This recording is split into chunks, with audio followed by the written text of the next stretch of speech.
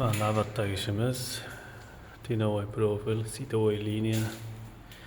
Bu tarafı paryashik. Ko'rib turganlaringlardek. Bu zalimiz ham bu taraf paryashik. Bir rigrimiz qiyshiq 5 cm farqi borligi uchun natijnoy bilan to'g'rilab olib o'tib ketamiz orqa tarafiga. Ko'rishingiz mumkin.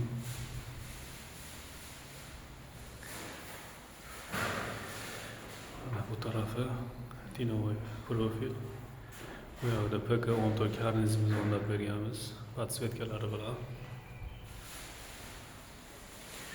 Rigorda o'rashda osonroq variantlari bo'lsa fikrlar bildirib qolinglar. Bitgandan keyin yana videosini joylaymiz, xudo xolasa.